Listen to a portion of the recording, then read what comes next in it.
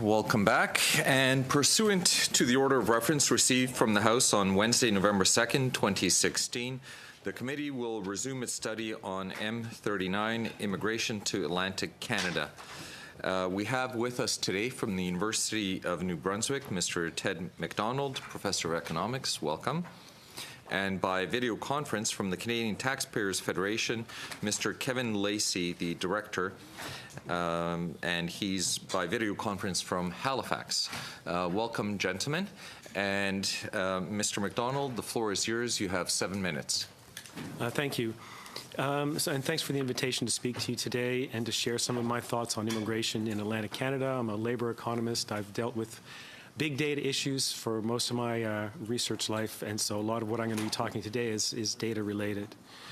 So on the challenges of an aging population, these have been really well documented and include decreased local labor supply, decreased local demand for goods and services, decreased tax revenue from most sources, and difficulty providing core services like education and healthcare, among many others. It's also well known that the Atlantic provinces have, on average, an older, less skilled, and less healthy population than other Canadian provinces, with higher unemployment rates and lower employment rates. New Brunswick, for example, has an unemployment rate of 8.4% and an employment rate of 56.4% in May 2017, while 19.5% of the population are aged 65 or over. The numbers for Canada overall are 6.6%, 61.5%, and 16.5%. And so one common response is to promote immigration to the Atlantic provinces, including into the less populated areas, as a way to arrest these trends. There is no doubt that immigration is the key driver of continuing population growth in Canada and a crucial component for aggregate economic growth. But immigration itself is not a panacea for Atlantic Canada. It requires both an understanding of the underlying demographic and economic environment and an understanding of what motivates people to stay or to move. On the first point, one key aspect is that Atlantic Canadian provinces also have relatively high percentages of population in rural areas outside of cities and larger towns. New Brunswick is 48% rural compared to 19% for Canada overall. The last time that Ontario and Quebec were 48% rural was in 1921. Even Saskatchewan, with 33% of its population in rural areas, last had a 48% rural population in 1976. A second aspect of Atlantic Canada that perhaps is not as well known is that there is a key distinction between the cities and the rest of the Atlantic provinces. If we focus on cities in Atlantic Canada and compare them to smaller cities elsewhere, so say cities of less than 200,000 people in other provinces, we find that Atlantic cities are actually doing quite well. For example, in May 2017, unemployment rate in the Moncton, New Brunswick Census Metropolitan Area, or CMA, is 6.1%. And in St. John, 5.6%, compared to 6.7% in Peterborough and 5.6% in Abbotsford. Only 15% of the population of the Halifax CMA is age 65 or plus, and 17.6% of the St. John population is 65 or over, compared to 22.3% for Trois-Rivières and 19.1% of Thunder Bay. The cities are growing steadily in population as well. Between 2006 and 2016, Fredericton City, where I live, grew by 14.9%, Charlottetown by 12.5%, and Halifax by 8.3%, although St. John City showed no change. High provincial unemployment rates arise from high rural unemployment rates in Atlantic Canada. For example, 11.8% in PEI, 12.3% in New Brunswick, and by way of contrast, the unemployment rate of rural Quebec is 5.4% as of May 2017. The Atlantic provinces are urbanizing, and immigration on its own will not solve the challenges of rural areas and small towns in these provinces. On retention, immigrant attraction and retention are complex issues and require a lot of research has gone into understanding what motivates people to move in and to move on. One indisputable factor is the importance of the availability of employment. If there is demand in an area, either for employees by firms looking to hire, or for goods and services that are currently undersupplied, or both, then people will be attracted to the area, both Canadian-born and immigrants. Employment opportunities may attract people, but they may not be enough to keep them. There will also need to be suitable employment opportunities for spouses. It's an issue that's often overlooked. Amenities and quality of life are also very important. For immigrants, of course, there are additional challenges. Employment opportunities may abound, but if credentials are not recognized, and especially if language proficiency is lacking, then jobs will go unfilled. Research has shown that so-called ethnic networks of one's own cultural, linguistic, or ethnic group can play an important role in retaining immigrants. Since Atlantic Canadian provinces do not have a relatively high proportion of overseas born, around 4% compared to 20% for Canada overall, these networks can be small. I might just take a bit of an aside into some statistical discussion. Statistics are one of the key metrics we look at, and often New Brunswick is criticized for, is retention rates. Statistics on retention of immigrants may vary substantially by how retention is defined and by data source.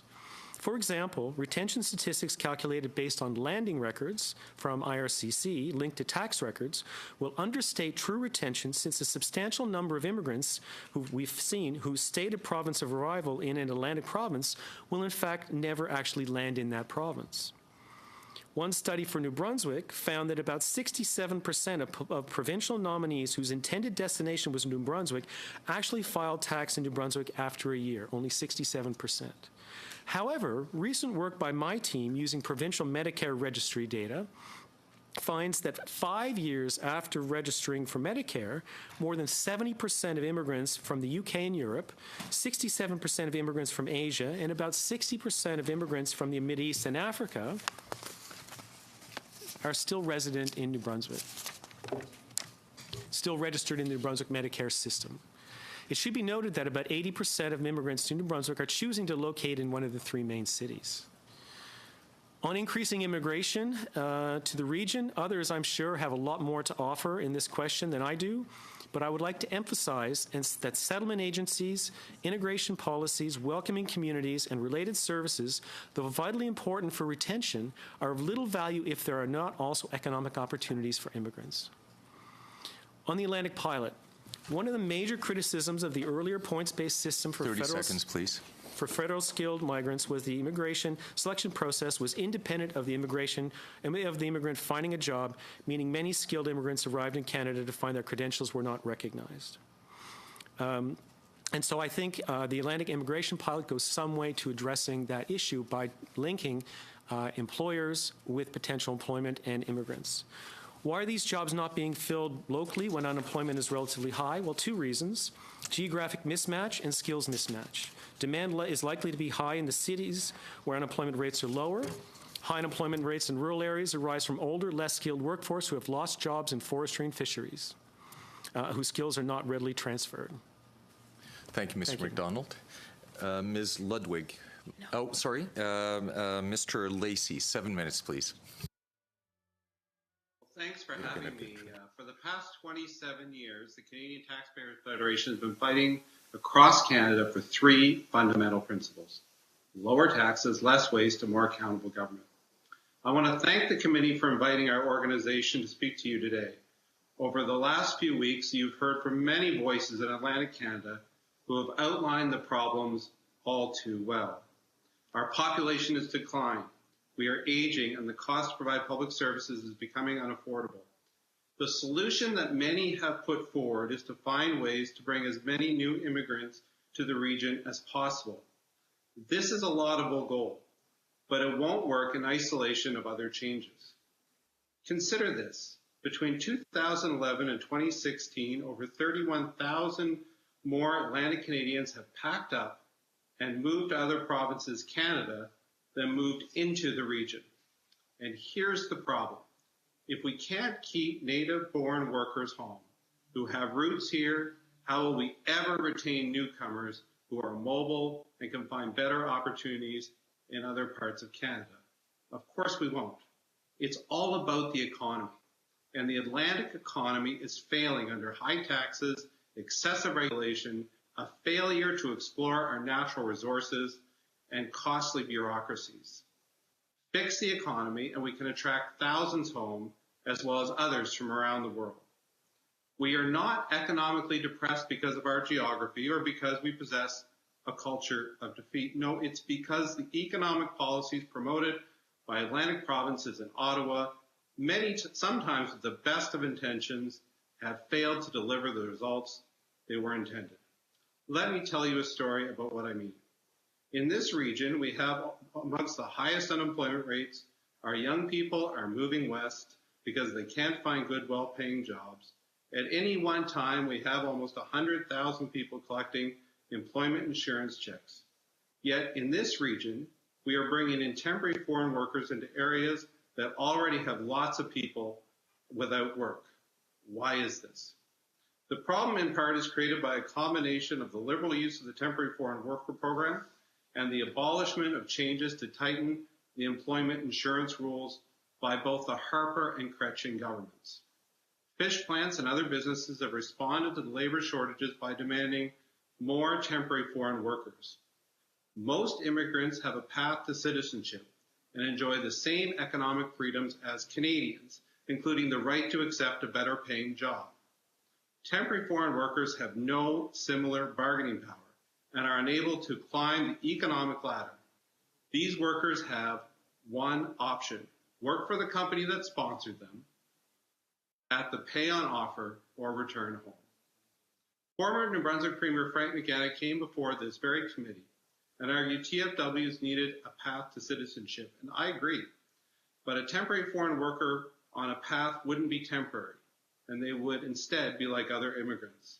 As it stands, the TFW program is un-Canadian, it is illiberal and immoral, and because it creates a permanent underclass of workers. The TFW policy also drives down wages and causes more people who are looking for a decent paycheck to move to central and western Canada, exacerbating the problems that exist. This in turn reinforces the argument that some Atlantic employers say they cannot find enough local workers. It increases pressure on Ottawa to further increase the number of TFWs. The solution is obvious. If workers aren't willing to work for the pay companies offered, they need to raise wages and pay a fair wage. It's time we prioritize jobs for Canadians and tighten the rules for temporary foreign workers. This would force companies who right now aren't paying a decent wage to increase their salaries to a true market rate. This would result in more unemployed Canadians being attracted to do the work and earning a decent paycheck doing it. But there are other parts to this. The government should look for ways to incentivize work and get people off EI. The Liberal government eliminated requirements on frequent and repeat EI claimants to accept work at slightly less pay and consider marginally longer commutes to work. These changes have put in place to reverse the growing shortage of workers in areas of the country with high unemployment rates. Unemployed Canadian workers have choices. They can work for low wages, kept low by TFW policy, or work elsewhere for work for a few weeks a year and collect EI. In effect, companies are competing with the EI program in order to convince people to come and work. Fixing EI is where Ottawa should focus its policy reforms instead of making it easier to bring in TFWs. Finally, we need to grow our economy. Our region is uncompetitive when it comes to taxes. An individual in Nova Scotia, for example, earning about $60,000 a year pays $1,500 more in income taxes alone than the national average, not to mention the region has some of the highest sales taxes, corporate taxes, and other fees. In summary, here are 3 recommendations from our organization. 1, tighten the rules for permitting temporary foreign workers in areas of high unemployment. This policy would force companies to raise their pay, do more to hire unemployed Canadians who are currently collecting EI. 2, as former Liberal Premier Frank McKenna said, reform the employment insurance program and reinstate reforms by previous government, both Liberal and Conservative, to promote frequent EI users to transition back to the labor force. And it's all about the economy. We need to promote pro-growth strategies that lower taxes and grow the economy. People don't leave home when they have jobs and opportunity. Solving Atlantic Canada's demographic problems with immigration is just part of the solution. But 30 seconds, please. We need our friends and family who've gone west to move home. We need our governments to bring in policies designed to grow our economy and realize our true potential. Thank you. Thank you, Mr. Lacey. And now we go to Ms. Ludwig. 7 minutes, please. Thank you. Thank you both for your testimonies this afternoon. I'm going to start with Professor McDonald. As we have discussed, I too taught at UNB. In my case, it was the MBA program in international trade. I had a great deal of experience working with international students, and so many of them wished that they could have stayed and looked for opportunities in the local communities. One of the things that clearly from both testimonies, what I hear is that immigration is not the only answer. But I do believe, based on where I live and the area that I represent, that it is part of the solution. If we look, for example, at Mr. Lacey's comments about tightening EI reform and also tightening the temporary foreign workers program, I could look no further than 2014 when it was tightened on the TFW program. The program did have issues, but when that program was tightened, Patcherels, for example, exported a whole processing line to Massachusetts, never to return. That did not create jobs. In fact, it impacted the industry. If we're looking at opportunities, Professor McDonald, in terms of systemic or structural challenges, what would you say to the comments in rural coastal communities to the challenges to transportation, affordable, accessible childcare, and skills training? The rural issue in New Brunswick is a big challenge. And as I mentioned, we have some of the highest rates of rural residents of anywhere in Canada. And the pathway or the transition to a more urban economy is something that has been really slow to develop in Atlantic Canada. And this is causing a lot of challenges. And so I think on its own, an immigration solution to encourage immigrants to move to small towns to settle. If there isn't the steady ongoing employment prospects for themselves and their families and the social networks and the support networks, they're not going to stay. Just like the local youth are leaving our rural areas. It's just not an attractive place. So I think what's been happening in terms of economic policy in the province has probably not been that effective, and we can see that from the stats. The populations of these smaller places continue to decline.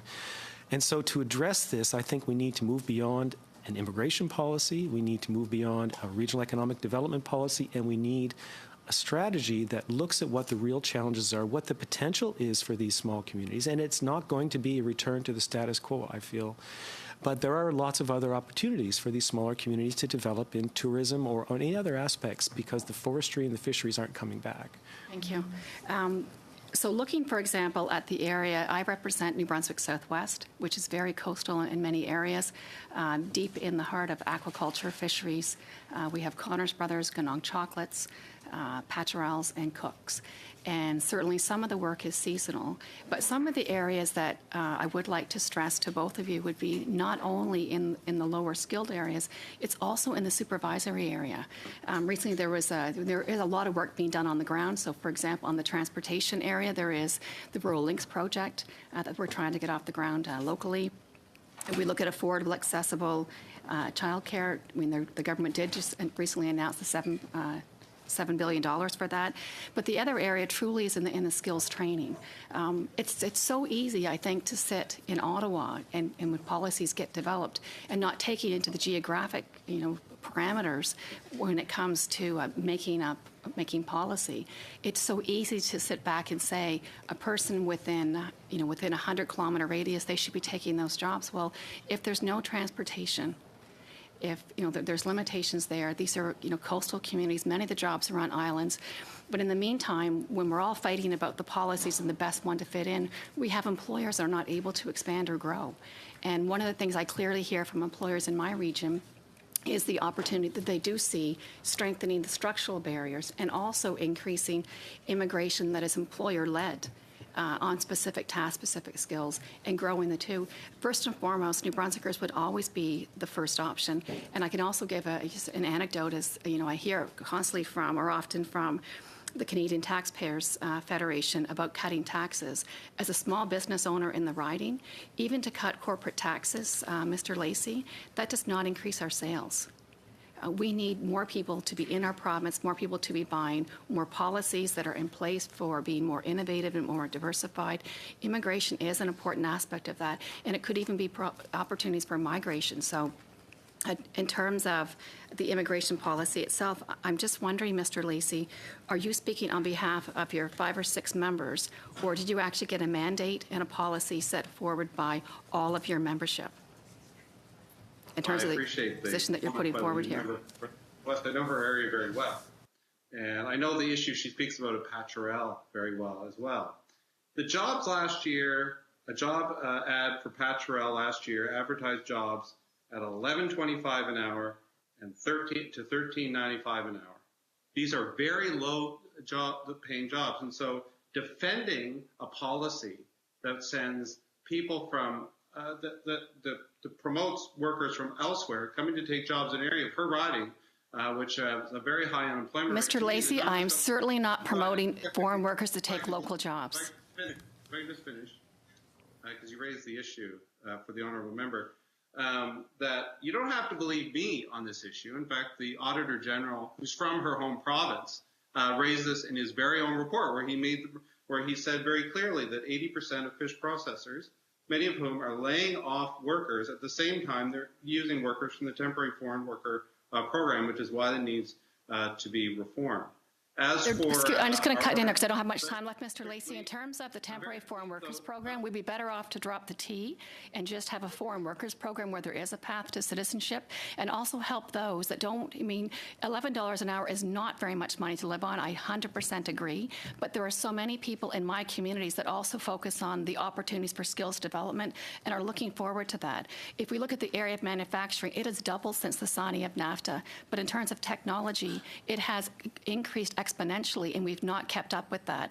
And I know that there are many people in my area that are looking at opportunities, technology-based, not less so in filling positions in food processing lines. But in the meantime, we still have to help our companies move forward, and we have to help our schools expand, our communities stay alive and grow.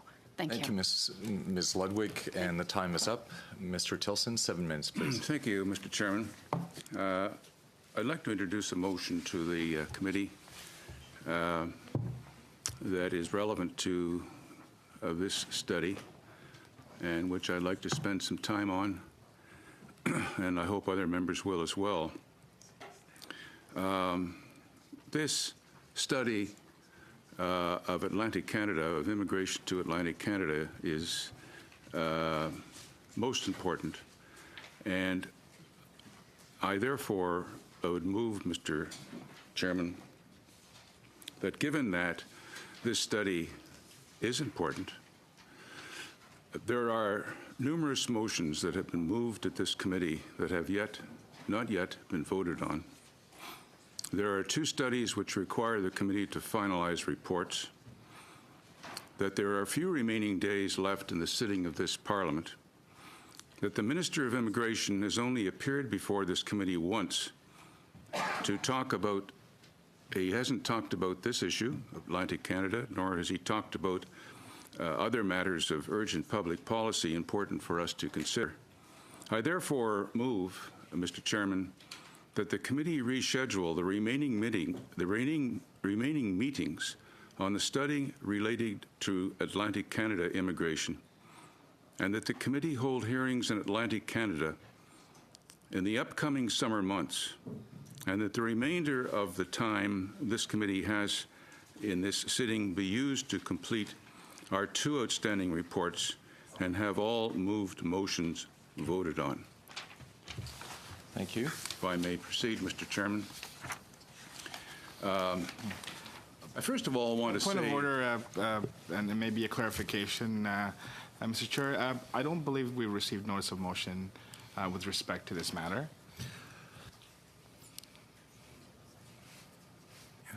So this particular motion does not require notice because it deals with the matter at hand. So it is in order. Please proceed.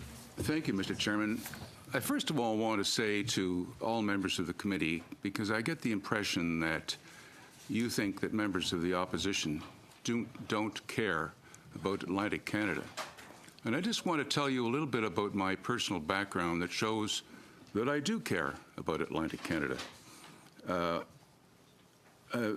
By way of some background, I did my undergraduate degree at the University of New Brunswick and spent a number of years getting that degree in Fredericton. One of my staff here in Ottawa is a young woman from Moncton, and who just recently, actually this past Saturday, got married in Fredericton. My late wife was from Moncton as well. My wife has relatives buried in Cape Breton. My daughter owns a summer home in Shediac, New Brunswick. My son is a graduate of Dalhousie University. And obviously, there are a number of relatives that I have in New Brunswick, and I care about New Brunswick, and I care about the rest of Atlantic Canada. And having been on this committee for a number of years, I certainly recognize the need for greater immigration to Atlantic Canada. And I think we need to spend more time on the many issues that are raised, particularly the gentleman that's on TV right now. He raised some interesting issues. And they're complicated issues. And we need to spend some time in the maritime provinces, in the Atlantic Canada provinces, to go over the complicated issues of the unemployment. It has the highest, Atlantic Canada has the highest unemployment in Canada, how that will affect immigrants coming to the maritime provinces. I think we need to meet some of the, because the Atlantic provinces have a great reputation, perhaps better reputation than some of the other provinces in welcoming, for example, Syrian refugees to Canada. And I'd like to hear from some of those refugees that have come to Atlantic Canada and what their view is. Are they getting jobs? I'd like to hear from people that have been resident in the Atlantic Canada for some time, and how the effect of new immigrants coming to this to Atlantic Canada, how that will affect the jobs. So there's very complicated issues. We've heard some testimony already that shows particularly there's problems in the rural communities.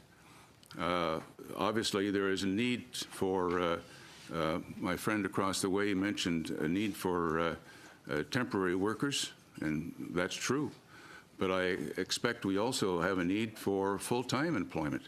So I think the best thing, that's why in the motion, Mr. Chairman, I mentioned that we spend some time in going to the Atlantic Canada. The clerk has already prepared a budget to go that. We've done that. There's still time to make these arrangements. Let's go to Atlantic Canada. Let's spend a little bit of overtime for these people and get our business done here, the other business done here before we rise. There's the studies on immigration consultants, which we're very close to concluding the business on. Let's finish that. It has a huge impact across Canada on the whole immigration system, is the problems that we have with immigration consultants. And that report is very close. But if we keep going the way we are, it's not going to get finished before the summer, and we may have to continue on in the fall. There's the LGBTQ study. We've heard the testimony on this. I think we're very close to coming to an agreed upon report. This needs to be done to protect the world's most vulnerable. We can't just let it lie. Liberals are raising the pride flag on the Hill right now. So why don't we do something? Why don't we finish this study off? Of course the Atlantic study is important, and I think we need to go there. But these two issues speak for themselves, that we should deal with these in the few days that are left before we rise for the summer. There's been a number of motions that have been made, Mr. Chairman, which haven't been voted on. My friend from the New Democratic Party has made a motion. Ms. Michelle Rempel has made a motion. We haven't voted on those motions. The motions dealing with border crossing crisis, the issue of illegal people coming to the United States and not following the rules that we have in this country for allowing, Mr. Chairman. Mr. Tilson, if I could have your indulgence for a second. I've been told that Mr. McDonald has a flight to catch, and he would need to leave at 4:40, which is right about now. So, Mr. McDonald, thank you so much for your testimony, truncated as it is. We appreciate it, and you are free to leave. Thank you. Thank you. Thank you for the opportunity. Mr. Lacey, I believe that if you'd like, we can still have you on video conference for the next 20 minutes. However, there is no guarantee that you'll have an opportunity to speak, but you're free to stay for the next 20 minutes. Mr. Tilson? Thank you. Could I have a glass of water? For sure.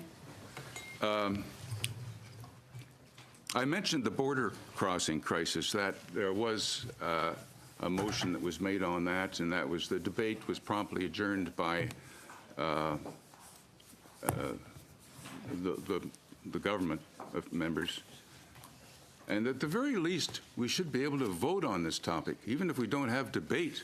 At the very least, let's vote on it, as opposed to just adjourning it into that never land and it never gets heard of again. The same goes with the appeals process for citizenship fraud. Let's vote on these things. You know, motions are made, and then the government members simply adjourn them and never to be heard of again. The same, and I hope that on this motion that I've made now, Mr. Chairman, that we have an opportunity to vote on this, and that it's just because going to Atlantic Canada is important. We're spending a lot of money bringing people up here. Why don't we go down there? I think Mr. Lacey is trying to talk to somebody. I don't know if he's trying to talk to Mr. Tilson. You might want to ask. Mr. Sarai, I'm being told that he's speaking with the technician. He's I not trying to speak with us. wanted to make sure he was listening to you. I didn't want to be interrupted. I know he is, Mr. Sarai. He's listening very intently. I see his eyes looking at me. Thank you, Mr. Sarai. Yeah. Indeed. You have our undivided attention. And I sir. hope you are too, Mr. Sarai, because I have a lot of important things to say. As always. Here. So I don't have any pages. I have the motion that's before me, which I hope you listen to, because I think it's a very reasonable proposal for us to go to Atlantic Canada this summer and this upcoming summer months to this is through you, Mr. Chairman, to Mr. Sarai. I hope you'll be able to travel from British Columbia to Atlantic Canada and hear these very serious issues, these very complicated serious issues that deal with the economy. How are we going to improve the economy to take new immigrants? How are we going to the issues that new immigrants have when they come to this country? You've spoken many times very eloquently, and I appreciate your experience that you have had in this topic, and I think hopefully we'll hear more of that if you agree to go to Atlantic Canada. The issue of language, the issue of education, the issue of preparing immigrants to new immigrants to perform. It's true we need temporary workers in the Maritime Province, but we certainly need expert, well-educated people to go, and I think that obviously many of the new immigrants that are in Vancouver and Toronto and Montreal, we need those people in Atlantic Canada. So, Mr. Sarai, I hope that you will listen to those comments, and I hope that when you have an opportunity to respond, that you will support this motion to go to Atlantic Canada. And I hope you don't do what you've done in the past, is simply adjourn the debate. Simply adjourn the debate with no discussion, no vote, and it just disappears. I think the people of Atlantic Canada want us to go down there. They want this committee to go down there, whether it's a full committee or a smaller form of the committee. And I hope that you and your colleagues will agree with that, so that we can go down and hear firsthand some of the major issues on education, the issue of, and it does get complicated, the whole issue of education in the universities. We need to find out private enterprise, how they can get involved in that. We haven't had too much testimony on that, and what a great opportunity to go down to some of the cities in Atlantic Canada and hear from some of the private enterprise, the companies that are down there, and what they would expect, what requirements they would have to retain new immigrants to help settle the areas. And also, I think we need to hear from the people that are in the rural parts of Atlantic Canada, to hear more of what they have to say on how the economy can improve there, and whether they're able to accept new immigrants down there. Whether that, I mean, there's no question there's an issue. Will jobs be displaced as a result of new immigrants? I quite frankly think that the provincial governments and the federal government can do things to encourage, and private enterprise can do things to encourage the economy in New Brunswick, Nova Scotia, Newfoundland. Who I left out? Prince Edward. How could I leave out Prince Edward Island? It was just a slip, you know. I love going there and hearing those, seeing Anne Shirley. So I hope that the government members will support this, and that we will proceed to accept this and go down to Atlantic Canada to hear what some of the people have to say.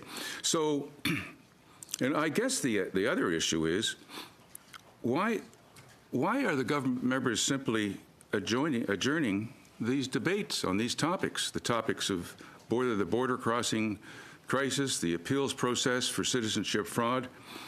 These matters can be dealt with here, promptly. But certainly, there are two reports that we have. I don't know how many days, maybe no one knows how many days we're going to be here, but hopefully we will have at least a couple of days in which this committee can finish those reports, both those reports, which are just on the cusp of being completed. And Mr. Chairman, that you can proudly attend before the House of Commons and make the report on behalf of the committee. And the other issue is, as I indicated in the preamble of the motion, the minister hasn't, I think he's appeared once, the new minister. He's only appeared once before this committee. He won't come and talk about estimates. The government's going to be spending some more money the government's going to be spending some more money on immigration. What's he prepared to do as the minister to deal with this issue that's before us now? What's he prepared to recommend to the government as far as programs? And there's been mention of pilot programs. What's he prepared to do to encourage an increase in the economy in Atlantic Canada, and to encourage new immigrants to come to Atlantic Canada? The problem is, of course, that most immigrants, when they come to this country, they want to go to those areas where immigrants have already settled. And not a lot of them have settled in Atlantic Canada. That's one of the reasons why this motion is before us. They go to Montreal, Toronto, Vancouver.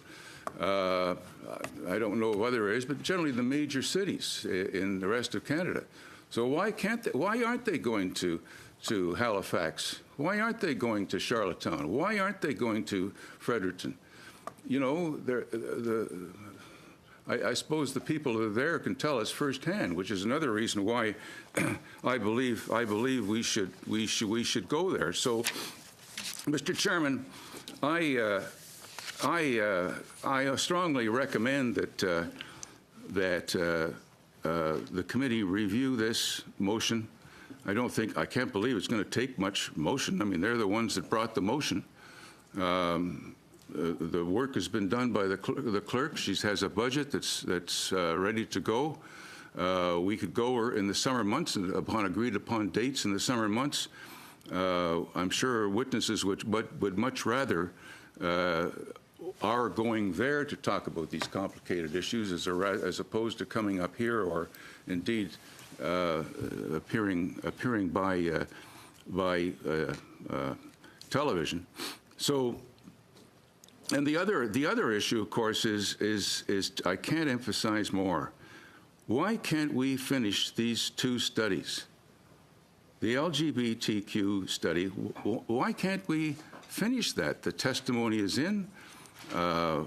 We always study these matters in camera. But why, these issues, we've had witnesses that are crying out for us to do something, crying out for this committee to make recommendations, make recommendations to Parliament and indeed to the Department to do something. There's rumors flying around this place that we may prorogue. Well, if that does, and we haven't done these studies, they die. All the testimony that's been given on those two studies, they die.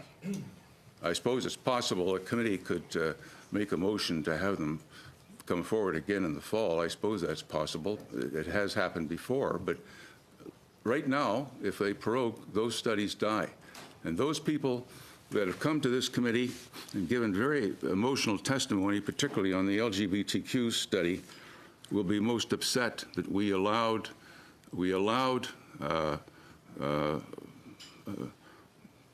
this matter not to have priority with the committee, and instead proceed with the Atlantic study, which is most important, and that's why I'm recommending, Mr. Chairman, that we go to Atlantic Canada to hear some more testimony with respect to Atlantic Canada and with respect to the problems in Atlantic Canada.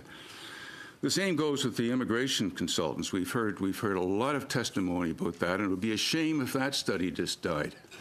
And that's what's going to happen if we continue on with bringing people up from the Maritimes, from Atlantic Canada to here, and allow the immigration consultant study to die as a result of prorogation. Maybe we're not going to prorogue, but, someone starts these rumors.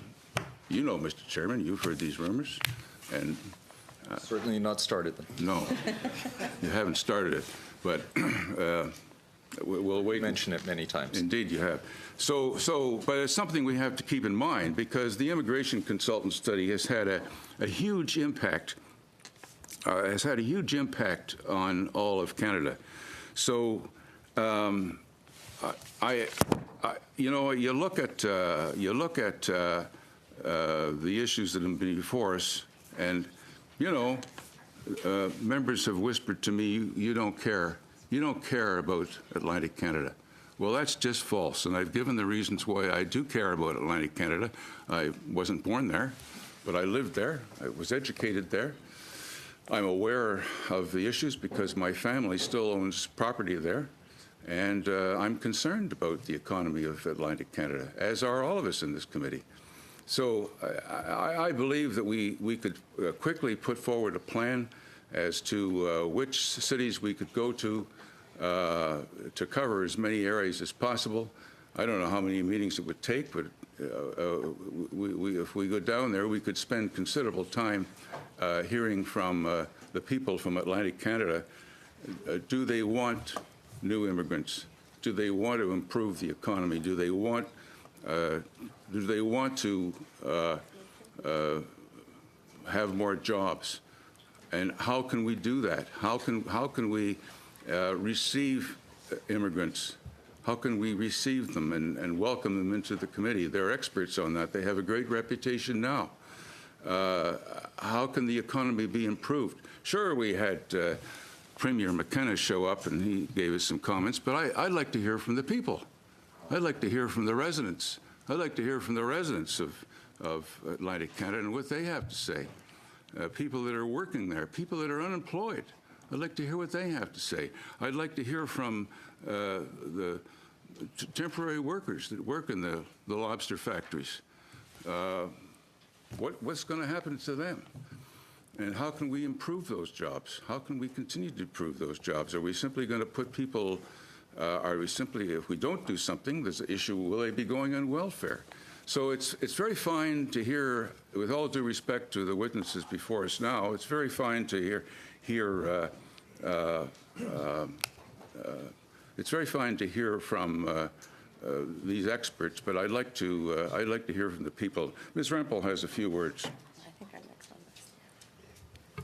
this. Mr. Tilson, several times you asked the chair for clarification as to why very important reports have not been completed, and a procedural explanation as is the opposition right. Filibustering is a right that you have, but that has I'm not impacted. filibustering. I'm asked that we go to. Mr. Mr. Chairman, I question your words on that. I don't think you need to say that. What we're trying to do is to try and give the best effect of this study by going to Atlantic Canada to hear testimony from Atlantic Canada. I assume that was genuine questioning of the chair to provide clarification. I'd never do that, Mr. Chairman. I have the greatest respect for you, and I'd never do that. Thank you. Ms. Rempel, the floor is yours. Thank you. All right, here we are. And I'm looking at my colleagues and their staff from a point of wanting to do something that resembles work. So what I have, what I've found in my time as opposition critic for immigration is that the topic or the file of immigration, it involves some legislative and some macro level things that we need to look at, such as the study that's before us today. But it's also really process heavy, right? A lot of the things that come before us in terms of problems, if we all agree that it's not a matter of if Canada does immigration, it becomes a question of how, then we need to look at process issues when they come up. Now, I don't think anyone here could argue that this year we've seen some pretty challenging situations involving process in terms of immigration policy in Canada. So without getting into, partisan rhetoric on one way or the other, how we think process should go, there's a legitimate need for study on some of these issues. The motion that my colleague Jenny Kwan raised with regard to border crossings, I don't have the exact wording, Jenny, but the reality is while we might differ on how that process should look, a woman froze to death trying to cross into our country this year. And we've had no study on the process by which that happens. And I think that's probably one of the top public policy issues that we've seen in Canada this year is that border crossing issue. Jenny moved a motion on, Ms. Kwan moved a motion on this, and debate was adjourned. I'd like to have us an opportunity to see that voted on.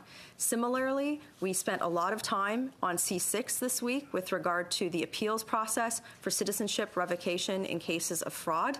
And I moved a motion to have study on that in committee. What are the best ways to do that? That was not voted on either. Debate was adjourned. The minister has only appeared before committee once. He hasn't even appeared before committee on this. So when all of these process issues happen, we have to ask ourselves as opposition members, what are our venues and our ways to be able to address these issues and do what we're tasked to do by the Canadian public, and that is question the government's management of these types of processes and policies. So while there was unanimous consent in the House— Point of order, Mr. Chair. Point of order, Ms. Lockhart. I actually just want to read the definition of filibuster, which is an action such as a prolonged speech that obstructs progress in a legislative assembly while not technically contravening the required procedures. Ms. Lockhart, yes, you've gained the floor and you're engaging in debate and not a point of order, but thank you for attempting to be helpful. Thank you. Ms. Rempel, the floor is yours. So on to the matter at hand, the Atlantic Canadian Immigration Study. This is, to me, a matter of, it's a longitudinal study. We unanimously supported this in the House of Commons, the motion that my colleague Ms. Lockhart brought to bring the study to committee. But we didn't unanimously support the length of the study, and we didn't unanimously support having this study happen at the expense of not studying other issues, which could be of equal or greater import to the immediacy of the study. Now, my experience in Parliament has been that when you have a longitudinal study like this, typically it can be interrupted by things like the minister appearing to testify on supplementary estimates, which the minister did not do this time. So we're actually going to be voting on supplementary estimates without the minister appearing before committee to be questioned on that. That's not transparent. Now, the government does have a majority on this committee, and they can do with it what they will. But I would like to say that, if this government campaigned on greater transparency and greater effectiveness, why can't we intersperse, my argument has always been, why can't we intersperse even short studies on these issues in between what's going on here? I think what my colleague, Mr. Tilson, has proposed is a very elegant solution. It's recognized the need that this study is important, but it's also recognized the fact that we have two outstanding reports in front of this committee. One with, I think we almost have near unanimous support across party lines to do something on, and that's the immigration consultant study. We all heard very harrowing testimony on the need to change the status quo, and yet we haven't been able to table that report. I think the fact of the length of the study was discussed in camera and in subcommittee, and I believe disclosing on that conversation is... I didn't disclose anything that was wrong, happened so in we camera. should be careful. Thank you. That is a point of order, and that is a serious issue. Let me just consult to clarify. May I comment? Yes. I just, all that I said was that the length of the study was not unanimously consented to in the motion in the House that was brought before the House of Commons. I believe that the actual wording of that motion didn't have a length attached to it, nor that did it have wording that said that it could not be interrupted. Correct? And that's the point that I'm trying to make in support of Mr. Tilson's motion. Point of order, Mr. Chair. I would ask that the Blues be consulted as to exactly what she said, because the way she just characterized her earlier remarks was not consistent with what I heard. Thank you. I will take a moment to consult with the clerk to verify what everyone heard.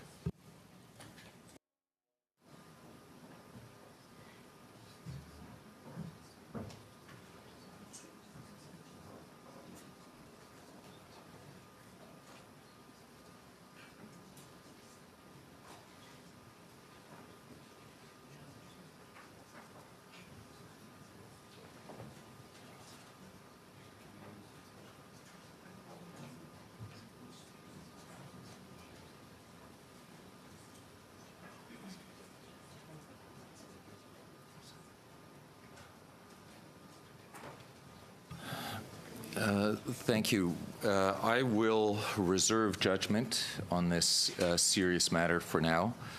We will consult the Blues, both of the previous meeting as well as what was said, exactly what was said during this meeting.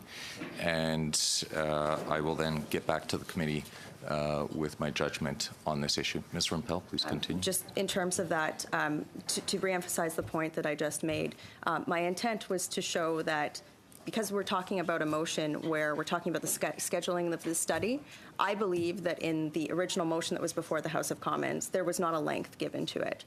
So, I think without looking at the Blues, that's what I said. If I did misspoke, my intent was to say, we have the ability as a committee here to say, look, let's take this, since we weren't prescribed by that motion. motion. Thank you for that explanation to that particular point. We will take that into account. But I'd also like to caution members to be very careful when they reference decisions made by the committee in camera. Understood. I also haven't referred to the length of the study anyway, in terms of precision. The point being that we can take the study to Atlantic Canada, do a little bit of overtime this summer, consider this matter in situ, and then also take the time that we have remaining here to finish the two reports that are very important to this committee. I would like to see our committee hopefully table those reports as soon as possible, especially, my colleague Mr. Tilson made a really good point. It's Pride Month. I'd love to see the LGBTQ refugee study tabled in the House of Commons. So I think that this is a very elegant solution. I don't think, and I'm saying this from a point of genuineness to my opposition colleagues, get to have the Atlantic Canadian study. We're going to do a little bit of overtime this summer. I'm okay with that. I think most people here probably are. But then we can also hopefully, my hope is vote on the motions. We don't have to agree on what the outcome is going to be. Vote on the motions that are before committee. That allows the opposition to do their job. And then also seek to try and finish those reports before the House rises. I think this is a very elegant solution. There's no partisan malice here. It's just, I'd like to have our cake and eat it too. Common sense. to be perfectly clear, the only opportunity opposition members get to raise criticism on government decisions or process is through procedural mechanisms at committee and in the House of Commons. It's important for us to put things on the record. I'm putting forward a motion here that I think will resolve all issues, or Mr. Tilson did. I'm speaking in support of it, and I hope that my colleagues here will. I think that the structure of it as well, just to be clear, I think that the structure gives the government a lot of latitude and freedom in terms of scheduling the meetings itself and the length of time. The government can have input on that. I think that this, the motion itself also isn't prescriptive in terms of what the next 2 meetings are doing or that sort of stuff. It's just saying, let's close off our business before we rise for the summer.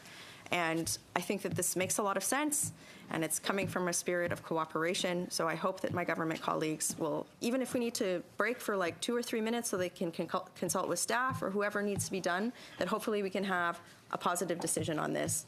And again, in the spirit of doing something that resembles work. Thank you. Mr. Sarai? I move that the debate be now adjourned. Oh, boy. Talk it over. Indeed. Talk it over with your... I don't know how to this flashback. Those guys in the back row, talk it over with them. All those in favor? Opposed? We've begun the vote. Okay. Recorded vote. The motion is that the debate be now adjourned. Mr. Hernandez-Sangre. Mr. Casey. Yes. Mr. Sarai. Yes. Ms. Lockhart. Yes. Ms. Zahid. Yes. Ms. Rempel. No. Mr. Soroya. No. Mr. Tilson. No. Ms. Kwan. The debate is adjourned. I will now suspend for 2 minutes to allow the next panel to assemble. Thank you. Before you suspend,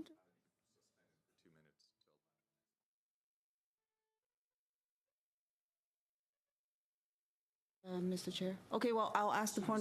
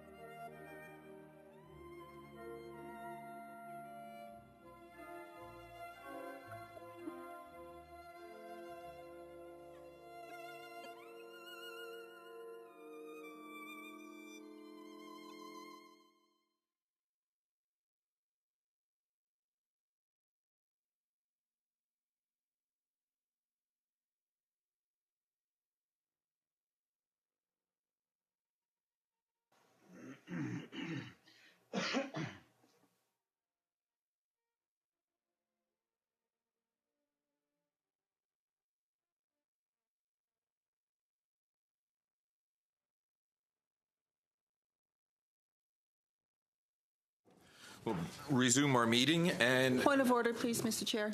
point of order, Ms. Kwan. Well, thank you very much, Mr. Chair.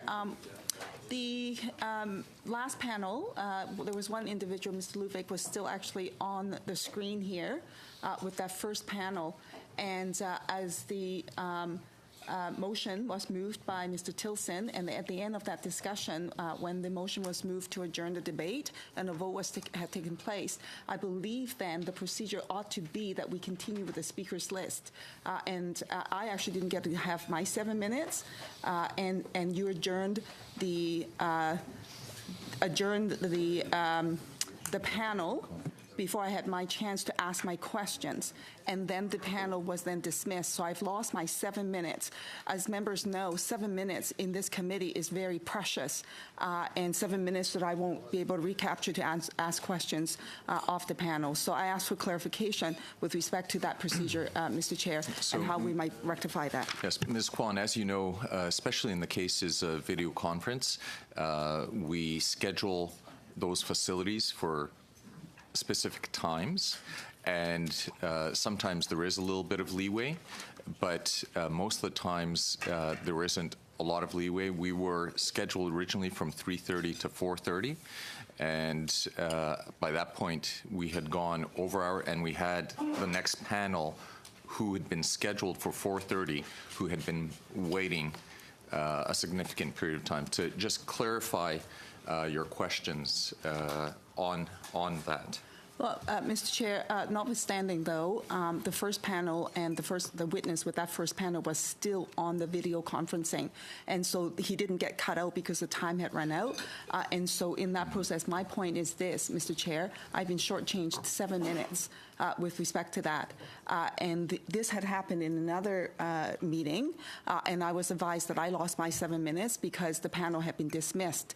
In this instance, the panel have not been dismissed, and I still lost my 7 minutes anyway. So I do want to raise that because, Mr. Chair, you'll understand my point of view of not being able to get the time in to ask my questions, which is my allotted time on the rotation.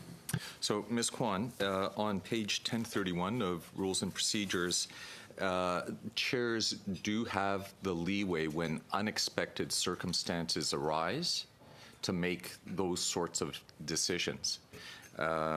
And that's exactly what happened. And currently, we do have time scheduled with the panel that is before us. The previous panel's time had run out, and I'd like to proceed. So, Mr. On that point, Mr. Tilson. I had my hand up, Sorry, Chairman. I agree with Ms. Kwan.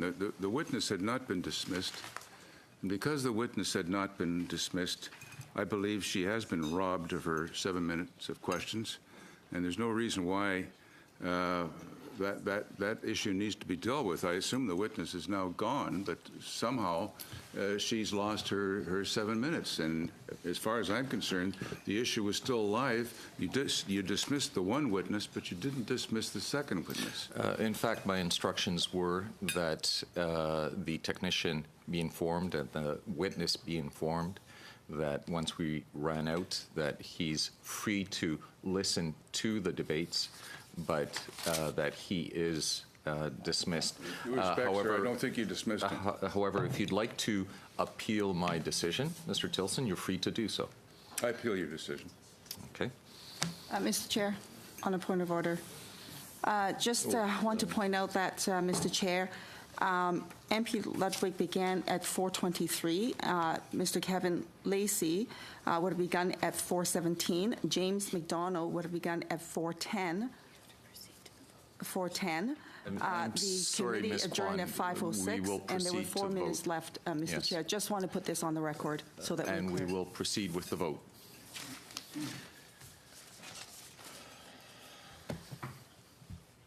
The motion is that the decision of the chair be sustained.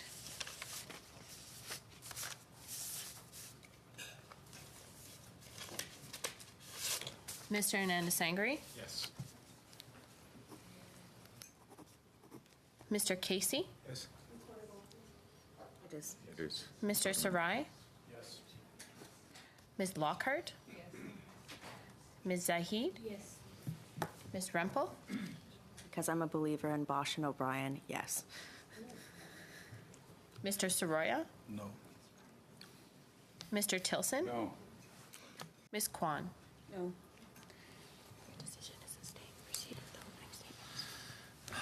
The decision is sustained, and I'd like to proceed with the witnesses we have before us. From the Prince Edward Island Association for Newcomers to Canada, Mr. Craig Mackey, the Executive Director, by video conference. Welcome. From the New Brunswick Multicultural Council, we have with us Alex LeBlanc, the Executive Director. Welcome. And from the Fédération des Francophones de Terre-Neuve et du Labrador, Ms. Sarah Pariso, Coordinator. Bienvenue. Mr. Mackey, the floor is yours. 7 minutes, please. Thank you very much.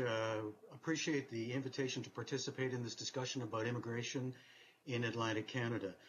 For us, immigration is about individuals and families. It's about people, often vulnerable people. Let me describe a shared experience for many immigrants and refugees. They arrive excited and enthusiastic for a new life in Canada. Canada truly is a place of their hopes and dreams. But within a few short weeks, emotions change from excitement to frustration to unhappiness and even to anger as they realize the challenges and barriers that are ahead in their new life in Canada. Those challenges include learning a new language, dealing with completely different cultural norms, finding a job, not having their education and credentials recognized, not being able to find the food that they're used to. Parenting expectations are different. Adjusting to daily life in a place where you look and sound different to the majority of people is hard. And newcomers have to deal with prejudice, discrimination, and racism that is often covert. This is where the people at the settlement agencies come in. Throughout Atlantic Canada, there are hundreds of English teachers, settlement workers, employment counselors, interpreters, multicultural educators, and community volunteers who support newcomers with their short-term settlement needs and their long-term integration and inclusion into life in Canada. It is these people who are helping to make immigration successful here. They are dedicated professionals who have the best interests of newcomers at heart, and they work long hours, are often underpaid and underappreciated. And they deal with everything from employment assistance to PTSD. These settlement workers are also amazingly flexible and creative when it comes to problem solving because every group has different needs. Chinese families coming through the provincial nominee program are very different from Indian families coming through express entry, who are in turn very different from Syrian refugees who arrived in large numbers and came from very traumatic circumstances. And settlement staff in these agencies adjust and support and comfort as circumstances arise and their needs. So much of this is important work, and it's unseen by most Canadians, and yet this support is critical to successful immigration, settlement, and integration. There's no question that it is expensive, but it is an investment in the future of Canada. Atlantic Canada needs successful immigration. Our population is aging. Take a look at this face. Our birth rate is static or declining. Youth continue to leave for education and employment opportunities elsewhere in Canada, and we need diversity. The organization I work for, the PEI Association for Newcomers to Canada, or PEI-ANC, or just newcomers as we're called locally, has been serving refugees and immigrants since 1993. In 2016, we had a record-setting year in terms of the numbers of new immigrants and refugees that registered with us. So while this is good news, it does raise a concern on the funding model that we deal with. Settlement agencies funded by IRCC are on a 3-year rolling average of landings.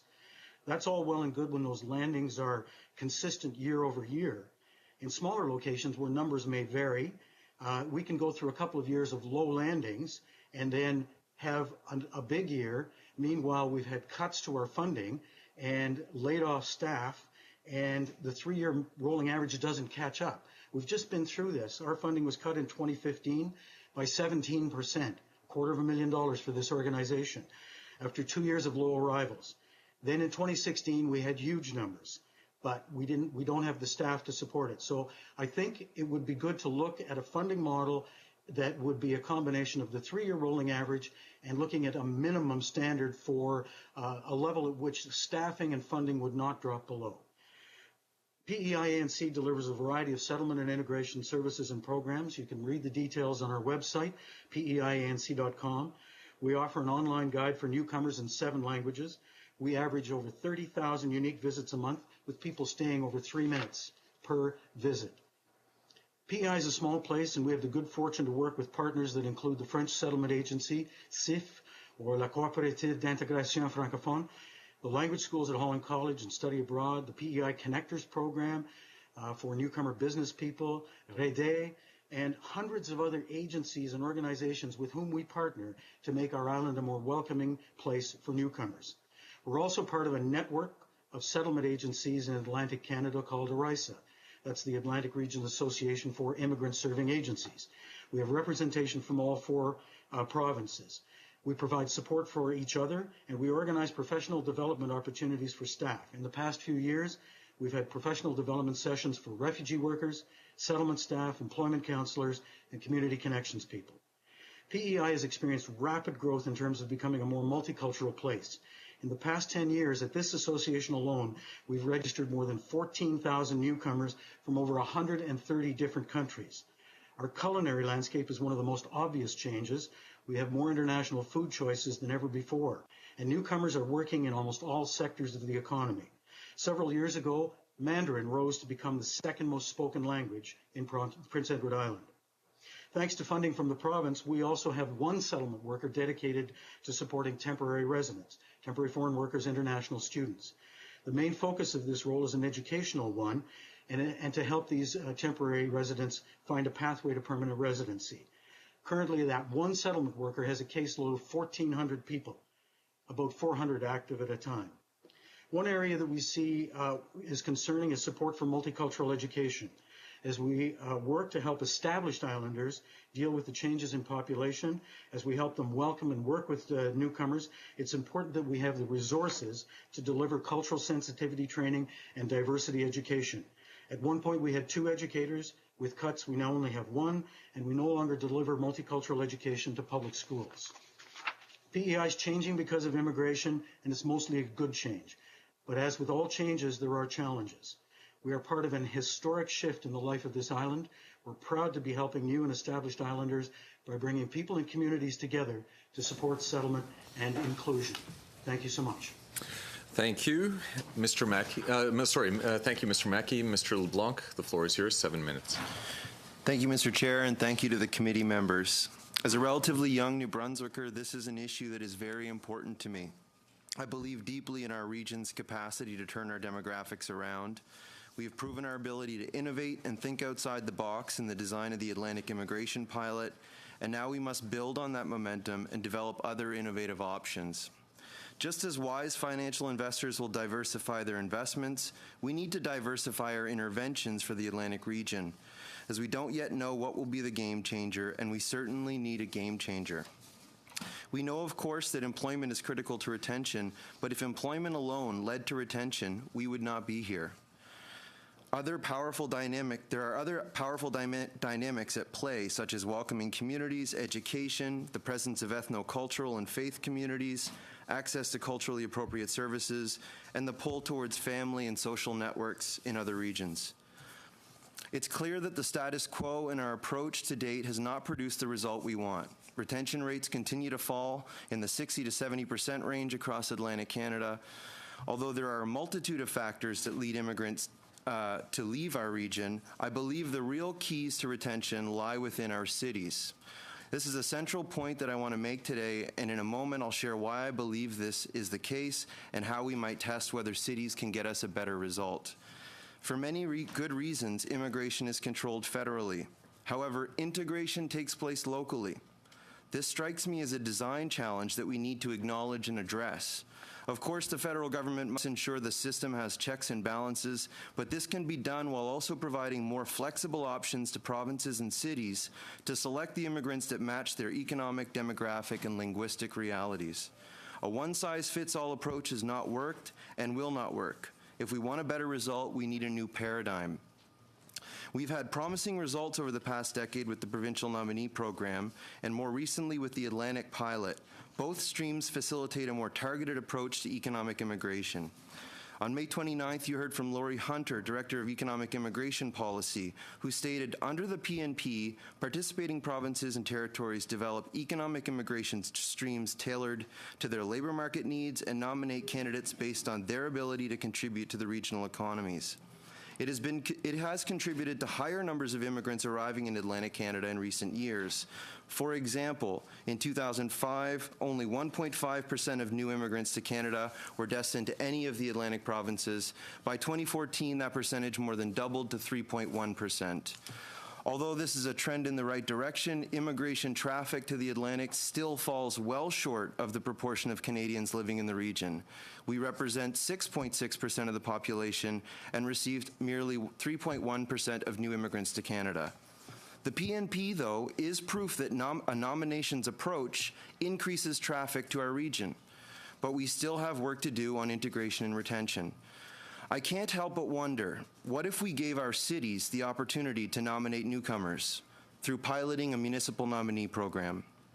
Could a hands-on approach by cities at a local level improve overall immigration and integration experience? Would cities get a better result?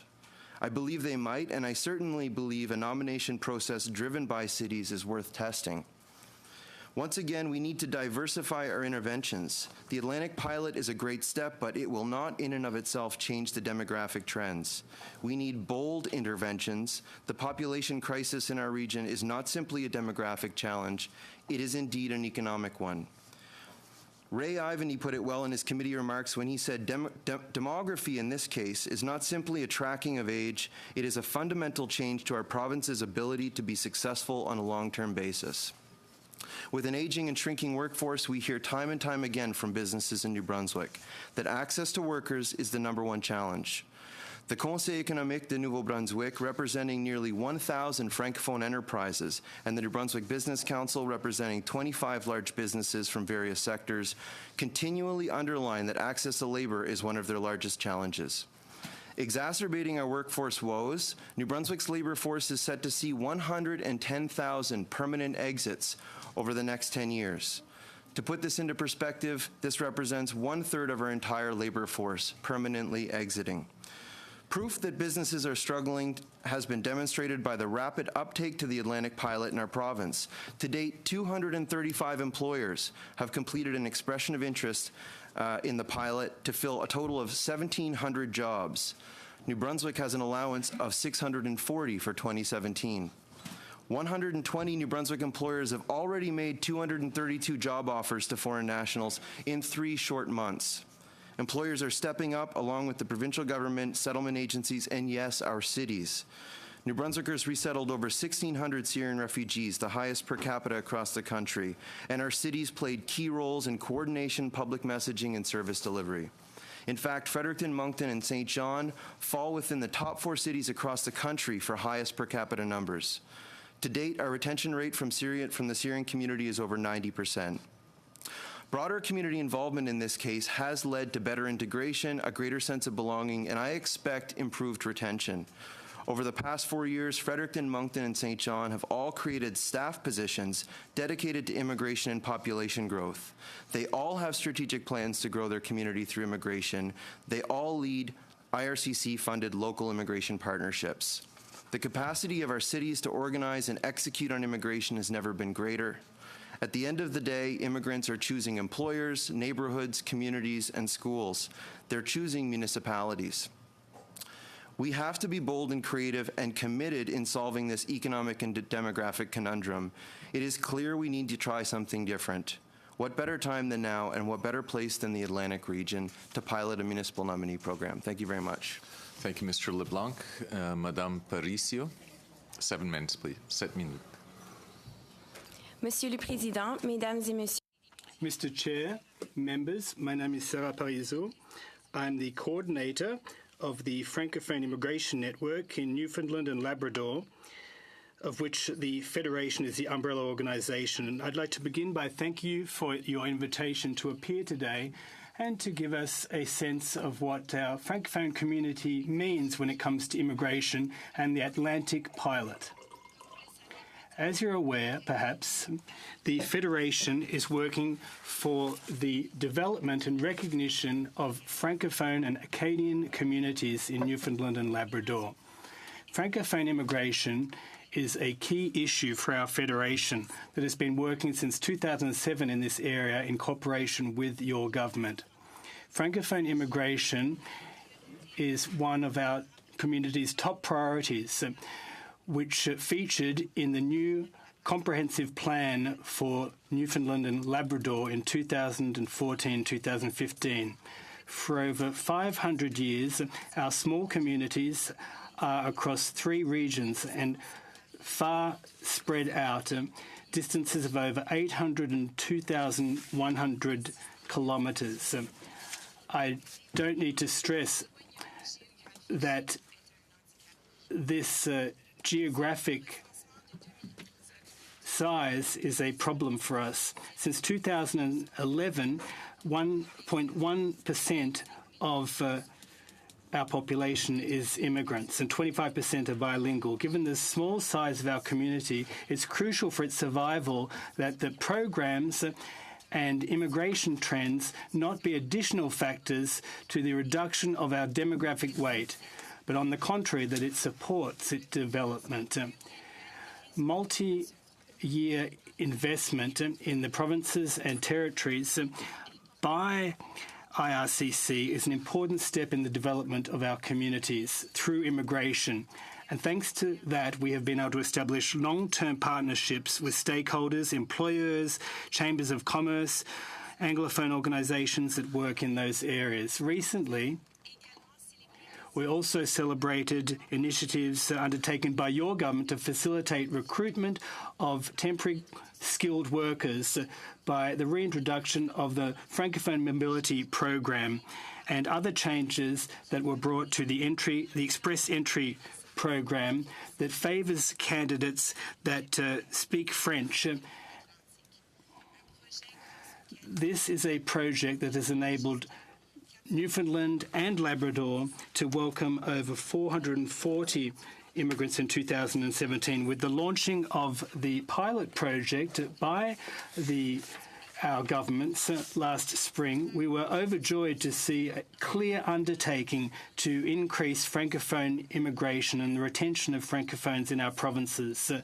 Furthermore, thanks to the PNP, the Provincial Nominee Program, we've also enjoyed a 5% increase. Since 2015, the PNP Francophone intake has been less than the Anglophone intake because the PNP accounted for 50% of immigration in the province. Despite this initial progress, we are still facing numerous challenges that we have to confront on a daily basis. These are the challenges: direct and indirect services in French for newcomers in Newfoundland and Labrador, and global recruitment. Regarding French language services in Newfoundland and Labrador, this year marks the first time that the provincial Francophone immigration network has had to face major cutbacks to its funding. Since April 2017, the networks from the 4 Atlantic provinces are getting the same funding, the status quo, which is a damaging and inexplicable change. I alluded earlier to how spread apart our communities are. As you know full well, these cutbacks have a disproportionate impact on these spread out communities. The distances in Newfoundland and Labrador are not analogous to what we see in PEI or other Atlantic provinces.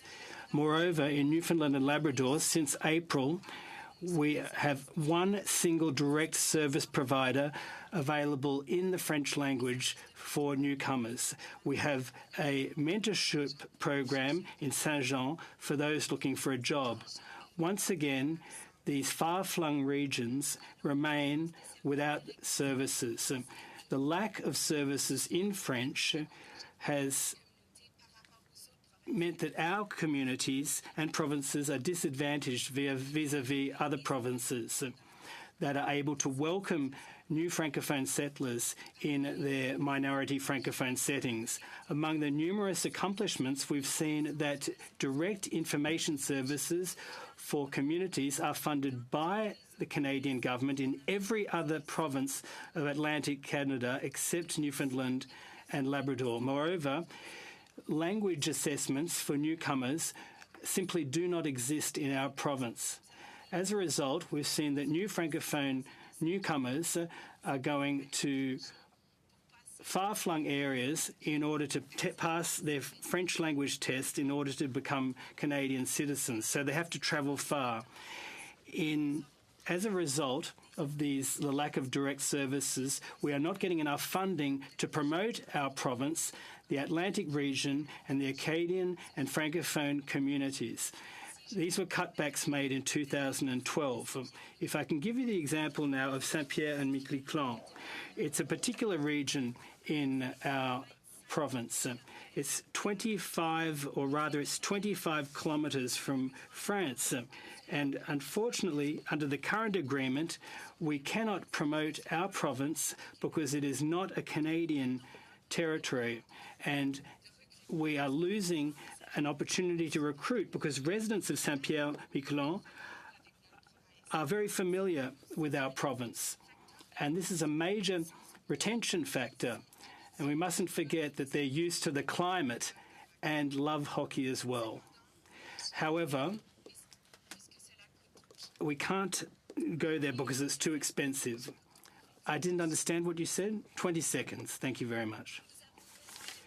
We need better services to get better outcomes. Francophone communities in Newfoundland and Labrador are ready to help immigrants, but they don't have the tools they need to support them as they should be supported, like under programs such as the Atlantic Pilot. The Atlantic Pilot has great potential for us. However, the services are inadequate when it comes to the hundreds of potential clients that we may come to serve at any given time. 5 minutes. There will be rounds of 5 minutes. Thank you. Thank you, Mr. Chair, and thank you to all of the witnesses for being here and for your patience. Mr. LeBlanc and Madame Parisio for having traveled to Ottawa to testify, and Mr. Mackey, who I know well, is with us electronically, and I'm going to present most of my questions to you, Mr. Mackey. Madame Parisio, je suis né à Terre-Neuve. I was born in Newfoundland, but I represent the riding of Charlottetown. High school, class of 1980. You can take most of the rest of the next 5 minutes off. Mr. Mackey, I'd like to ask you about Prince Edward Island's status as the only province in Canada where there is no face-to-face service for immigrants with the Government of Canada since that service was eliminated under the previous government. Can you talk a bit about the impact on your clients of that service being eliminated back in 2012? Thank you. We, at one point when I started here 7.5 years ago, we had 4 or 5 CIC employees. That was dropped down to 1. But at least we had a presence here, although it wasn't a public presence. It could help deal with clients. But we now have clients who have to travel out of this province to go to Halifax or to New Brunswick to be able to deal with, I was going to say CIC, it's now IRCC, clients on financial assistance who don't have a lot of money. They have to collect their permanent residency cards, have to travel to Halifax. Any errors or issues with permanent resident cards or temporary visas, These could be dealt with easily here if we had a person based on Prince Edward Island. But even if we had regular, if you like, office hours, itinerant times where somebody would come and spend 1 week a month on Prince Edward Island so that, for example, sponsored spouses could have their interview here on PEI instead of having to travel to Halifax. We don't get many refugee claimants on Prince Edward Island, but when we do, we can't, there's nobody we can bring them in front of, so they have to travel out of province to claim refugee status. So that's a few examples. You started in the job with the Prince Edward Island Association of Newcomers to Canada when there still was a presence or an immigration office. What was the service like before it was eliminated? Well, it was actually good to have people that you could go to their office to deal with things around contribution agreements. We have 3 contribution agreements with IRCC, one for settlement, one for RAP, or for refugee resettlement rather, and one for a LIP, Local Immigration Partnership. We have people who've never seen us, who don't deal with us on a regular basis, who don't understand the island context, and it's a challenge for us to work through those situations. Whereas before, as I said, we could go and deal with things. The other thing that an IRCC officer is able to do is to bring the contribution agreement holders. There are probably 6 or 7 of us on the island together to discuss common issues and themes, challenges that we may be facing, and can together come together with some solutions. That doesn't happen anymore. Mr. Chairman, I'd like to cede the rest of my time to Ms. Lockhart. 1 minute, please. Thank you, Mr. Casey, and thank you to all of you. I'm going to be very succinct here. We talked about the immigration to urban areas, and I agree that there certainly is merit to that. When we think about Atlantic Canada and the amount of rural areas we have, I think about succession planning as far as farming. And I'm wondering, Mr. Mackey, if you have some experience from Prince Edward Island. Most of Prince Edward Island is rural, and what has the experience been there with immigration? Most of the people who come through the 2 main programs, that's the Provincial Nominee Program and Express Entry, are settling primarily in the greater Charlottetown area, which includes the towns of Stratford and Cornwall. There is a small trickle of people after they've been here for a few years seeing the advantages of moving to rural PEI, but it is a real challenge for us to encourage people to settle in rural PEI. There are a couple of major challenges that we hear. One is that the lack of high-speed internet, high-quality, high-speed internet in rural PEI is something where people want to do business, but they're unable to get access to it. And the other one is public transit. Thank you, Mr. Mackey. Thank you. Mr. Tilson, 5 minutes. Thank you, Mr. Chairman. I guess to all of the witnesses, I guess Newfoundland, New Brunswick, Prince Edward Island, will there be, let's say we figure out a way of increasing the flow of immigrants to Atlantic Canada, will there be jobs available, and will there be housing available? Let's start with Ms. Paricio. Je vais répondre en français. I'll respond in French, if I may. Well, based on the studies that were conducted recently, absolutely. The drop in the population by 2025 is 10%. That is for working age persons. That's 35,000 people in total. So absolutely, there is a crying need. And it would also seem to be the case in New Brunswick, where we've already reached the cap for the PNP job offers.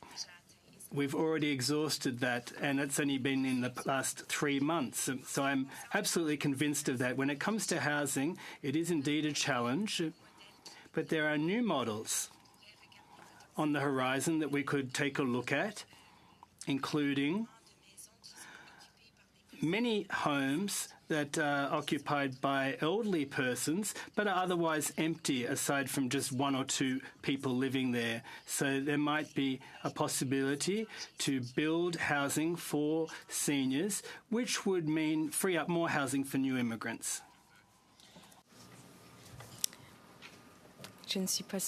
I'm not sure of that, actually. Perhaps the provincial government might get involved, and even the municipalities. Well, as I mentioned during my remarks, 1,700 jobs have been identified by employers who have completed expressions of interest in the pilot to date. Those are full-time jobs, those that qualify under the pilot. So that's within 3 months of that stream opening up.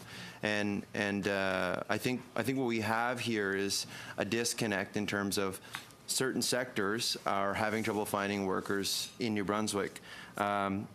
Our chief economist, David Campbell, in New Brunswick, provided some data surrounding our specific industries. Fewer than 5% of workers in New Brunswick's business services sector are immigrants. In Vancouver, it's 47%. For a minute, sir, there's great facts to give to us, but would new immigrants be able to fill those positions that are available?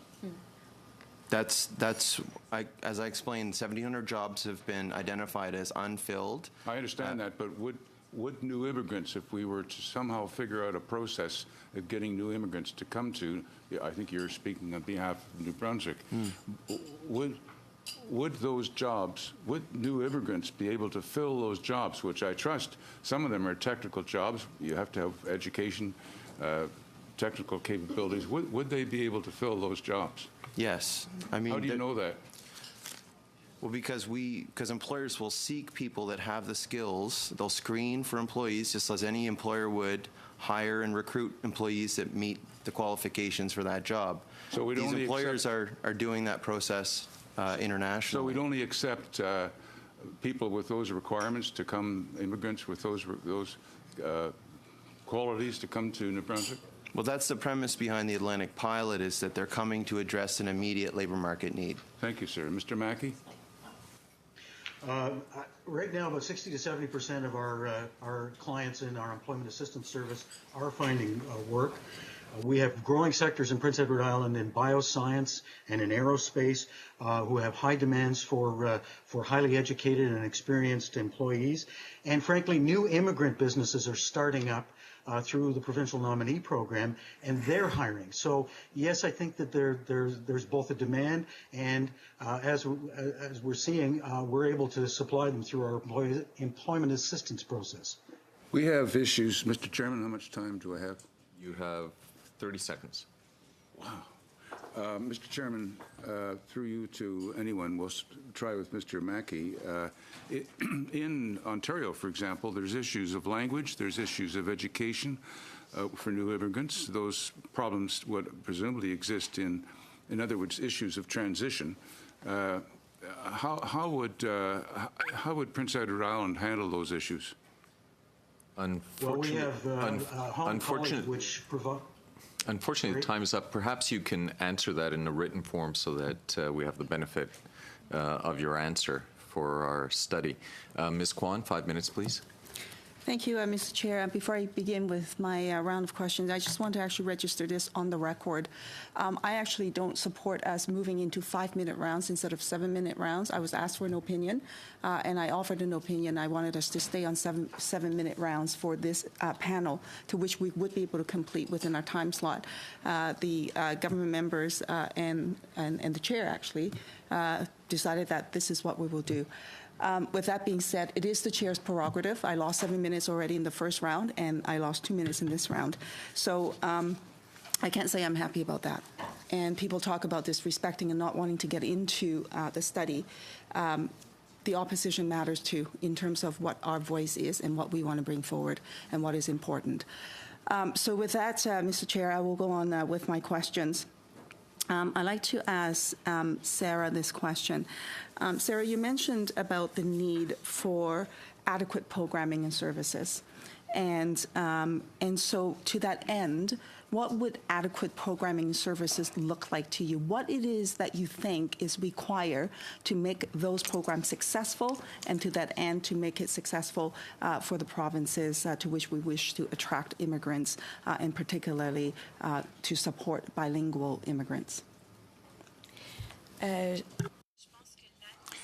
I think that the real need is to have an equivalency of services that we already have in English, so that we have those services in French, for whom that's a language of choosing. There are already numerous services in English in Newfoundland and Labrador, including integration, settlement, counselling, job search, language testing services. English language courses are offered, but not French language courses. And that's just a couple of examples.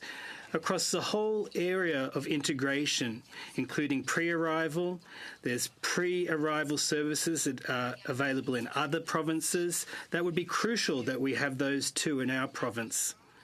But the key issue here that we are focusing our attention on is to get a service for community integration. And as we pointed out earlier, it is through these minority and language communities that these immigrants are integrated. It's in those communities. In Newfoundland and Labrador, Francophone immigrants enjoy a higher rate of retention given the ease with which they are able to integrate into small groups and small communities. In our region, each person counts, and there are very few immigrants that come to our area, to our province, without assistance.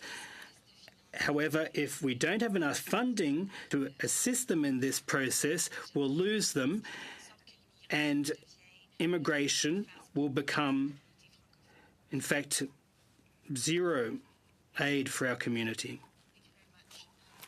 For that answer. And so we know that services are inadequate. Do you think the federal government should be providing these programs and should be funding these programs? Absolument. Absolument. Ça fait Absolutely. It's been years that we've been calling for these services, and that's why I stress the fact that this is the first year that we've faced cutbacks for the only indirect new arrival services in Newfoundland and Labrador. And I stress that point because despite all the progress and headway we've made, this is absolutely crucial back home. And I stressed the French and English language tests that are required for citizenship. Francophone immigrants go abroad to pass and sit this exam. We have our own citizens, our own residents have to go abroad in order to sit the exam, and they go to France, to Saint-Pierre-Milligan. Of, I guess, retention, really, and attraction goes to the lack of services, and the federal government has actually cut the funding in support services. And so we need to clearly not cut, but also reinstitute and enhance the services. Thank you for that. I'd like to actually turn my question to Mr. Mackey, because I heard you talk about 20 seconds. Refugee services and lack thereof. I wonder if you can elaborate on that. No, actually, we do okay with refugee services right now, but with the numbers we received last year, we were nearly overwhelmed. We got some short-term funding to deal with it, but we really need some more work to help those Syrians through the rest of their initial journey in Canada. Thank you. To support you. Thank you. Mr. Morrissey, 5 minutes, please. Thank you, Chair. I didn't realize I was questioning, but my question would be to Mr. Mackey.